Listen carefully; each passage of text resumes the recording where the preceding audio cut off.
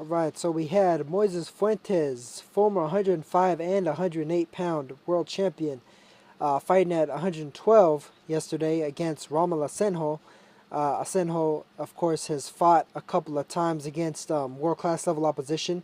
He's been beaten pretty much the main times that he stepped up. All three of his losses, however, were to three champions. The first being against Raul Garcia, who was himself a former 105-pound champion. He was actually the guy that Moises Fuentes beat to get his first title in a huge upset. I think it was like 15-1. And then, of course, Asenjo also lost more recently last year against Juan Francisco Estrada. Of course, most people know Estrada for being Roman Gonzalez's chief rival for a couple years now, and probably going off into the future. That'll be the mega fight here at flyweight or potentially super flyweight. But both Estrada and Raul Garcia took 3 rounds to get rid of Rommel Asenjo, and Asenjo was fairly scrappy in both those fights all throughout. Estrada was actually due to accumulation from basically shutting Asenjo's eye within 2 rounds, and then his corner throwing in the towel in the third. Once that eye, he basically couldn't see out of it. And then, but Fuentes though caught Asenjo early, man. He caught him real early with a clean left hook, as Asenjo was trying to hit him with an overhand left counter. Asenjo's a southpaw, and Fuentes is a orthodox fighter. And Fuentes caught him with a clean left hook, and followed up and caught him with another left hook, and just a flurry of punches that had Asenjo badly hurt, and he wasn't responding well to punches. He wasn't taking a knee.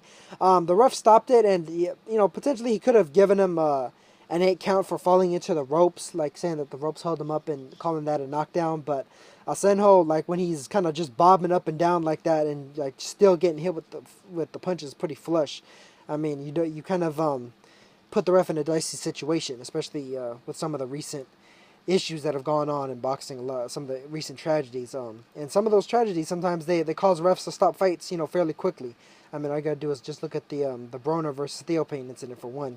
Theo Payne kind of signaling, from what it appeared, that he didn't want anymore, but it was actually trying to get the ref's attention that he got hit low.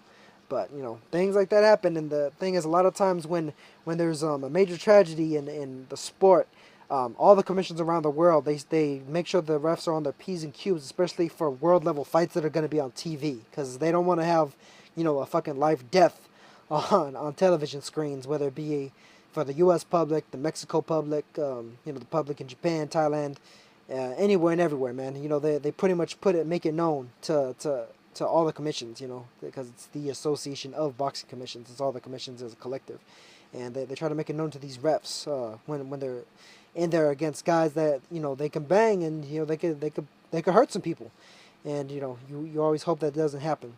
But anyway, Fuentes took care of business and did it in a very impressive fashion. I mean, taking a guy out in 1 round that had previously gone a couple extra against Estrada and Garcia is a pretty impressive feat. And Fuentes, I mean, he's had a pretty nice career behind him thus far.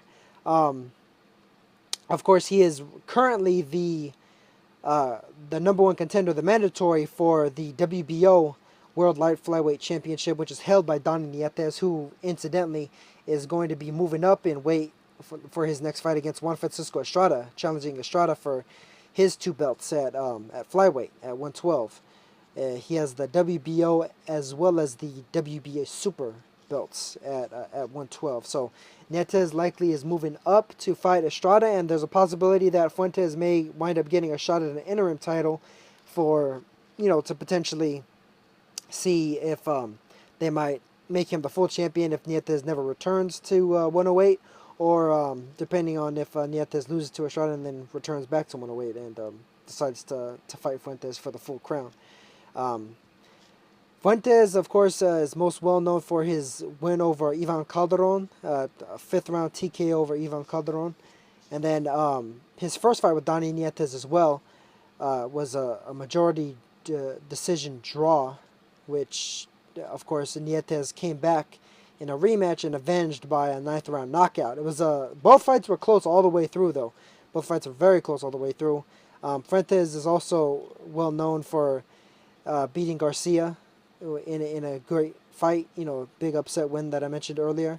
as well as knocking out Luis De La Rosa in a single round as well.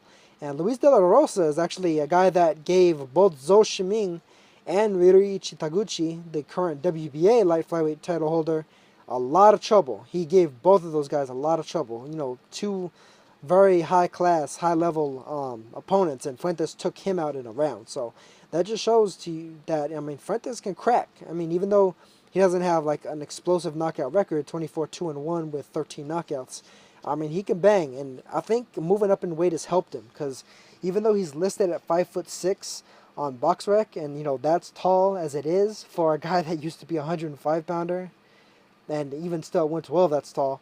I mean, I'd say he's probably even taller than that. I mean, all you gotta do is look at the size difference between him and Rommel Asenjo in the ring, and Asenjo is listed at 5'2". So I mean, even if they're exaggerating Asenjo's height a little bit, even still Fuentes is probably closer to 5'7" than he is 5'6", which makes him a very tall fighter for 105, 108, 112, shit, even 115. And I mean, it's entirely possible that, I mean, joining to make 105 and 108 was kind of stunning his growth a little bit. He might actually be better off at 112, but I mean, we'll see in the future. He fought Oswaldo Novoa last year at 112, and he actually made the weight very easy. I mean, he made it with a couple of pounds to spare. He was 110 for that fight. And against Francisco Rodriguez Jr. in his last fight, he made that weight pretty easy, which was at 108, and he was 107. For the official weigh-in. So I mean, Fuentes appears, it seems like he's able to make the weight pretty okay, but even though he's able to make the weight healthy, is he able to make the weight optimal? There might be a little bit of a difference there, especially when you're dealing with a fighter that's that tall, and when you're dealing with fighters that are so lanky, so tall and lanky for a certain weight class. It seems like sometimes they don't necessarily have their feet under them. You know, it's almost like that gangliness kind of makes itself even more pronounced when they're a bit drained. It's like they're not quite as coordinated as they could otherwise be. Here against Asenjo at 112, and even against Novoa, I mean, he looked a little bit more better balanced, a little bit more explosive, which is a good thing for him, and good for his future prospects should he choose to stay at the higher weight. I mean, regardless though, he did a good job, did a solid job against Asenjo. If he winds up fighting against, excuse me for that, if he winds up fighting against Dani Nietes coming up, I'm sure it'll be another barn burner between those two. The first two fights were. So a third fight would most certainly be. Otherwise, though, there's a potential he could be fighting somebody else for the interim title. Perhaps Milan Melindo would be a good fight.